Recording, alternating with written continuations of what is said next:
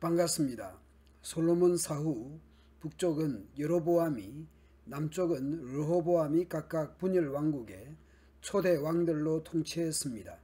그동안 카메라는 북왕국 여로보암 왕을 향한 셈입니다. 이제 카메라는 남왕국 유다 르호보암 왕에게로 향하는 셈입니다. 한편 솔로몬의 아들 르호보암이 유다 왕이 되었습니다.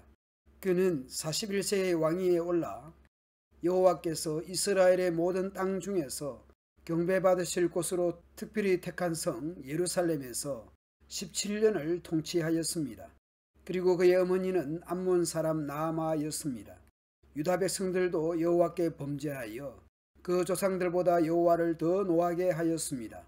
그들도 역시 높은 산 언덕과 푸른 나무 아래에 산당과 돌기둥의 우상과 아세라 여신상을 세웠으며 또 그 땅의 우상 신전에는 남창들이 득실거렸습니다. 이와 같이 유다 백성은 여호와께서 이스라엘 민족 앞에서 쫓아내신 이방 민족의 더러운 습성을 본받아 그대로 행하였습니다. 왕도 백성들도 지도자도 공동체 전반에 여호와를 배신하고 우상 숭배가 가득한 곳이 되고 말았습니다. 르호보암 왕 5년에 이집트의 시삭 왕이 예루살렘을 침략하여 전과 궁전의 모든 보물과 솔로몬이 만든 금방패를 모조리 약탈해 갔습니다. 남왕국 유다의 죄로 인한 심판의 결과로 보입니다. 솔로몬 시대의 금보유가 얼마나 대단했는지는 열왕기상 10장에서 확인할 수 있습니다. 오늘날도 국가 경제력에 대한 여러가지 지수 중에 미 달러화 보유액이나 금보유량을 말하기도 하지 않습니까? 금방패만 예를 들어도 솔로몬 왕은 금으로 약 3.5kg의 큰 방패 200개와 약 1.7kg의 작은 방패 300개를 만들어 레바논의 숲이라고 부르는 궁에 두었습니다. 그 당시에 은은 별로 소중하게 여기지 않았으므로 은 제품은 만들지 않았을 정도로 금이 엄청났다는 것입니다. 애굽의 시삭에게 약탈을 당한 후 르호보암 왕은 금방패 대신 놋방패를 만들어 궁중 경비병들에게 주었는데 왕이 성전에 들어갈 때마다 그들은 방패를 가지고 따라갔다가 다시 경비실로 가져왔습니다. 그 밖에 르호보암 왕이 행한 모든 일은 유다 왕들의 역사책에 다 기록되어 있습니다. 그리고 르호보암과 여로보암 사이에는 끊임없는 전쟁이 있었습니다. 분열된 초기에 남북은 서로 경쟁 관계였습니다. 마치 남북으로 분단된 우리나라 같다고 할까요? 그런데 일정한 시간이 흐른 후 하의 무드로 변하면서 자녀의 이름을 서로 같은 이름으로 짓기도 했을 정도였습니다. 여하튼 남북 분열의 초기에는 경쟁, 대립, 전쟁의 분위기였습니다. 르호보암은 죽어 다윗성에 있는 그의 조상들의 묘에 장사되었습니다. 그의 어머니 이름은 나아마이며 암몬 사람이었습니다. 르호보암에 대한 기록의 시작과 끝에 반복되는 내용입니다. 르호보암의 친모가 암몬 사람이었다는 것을 시작과 끝에 기록해 놓았습니다. 르호보암은 자신의 친모와 외가의 영향을 적지 않게 받았을 가능성이 높은 것이죠. 부모의 잘못과 죄가 아들에게까지 악영향을 미쳤을 것입니다.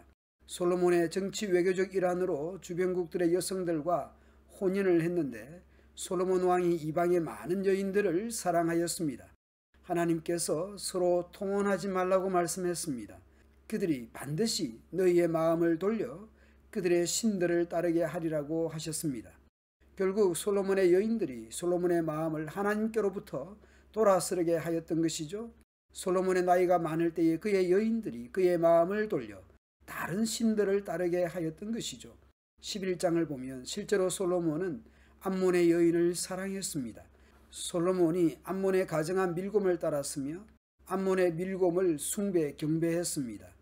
이러한 솔로몬의 아들 르호보암 역시 자신의 친모가 암몬 사람이었다는 것에 악영향을 받았을 것입니다.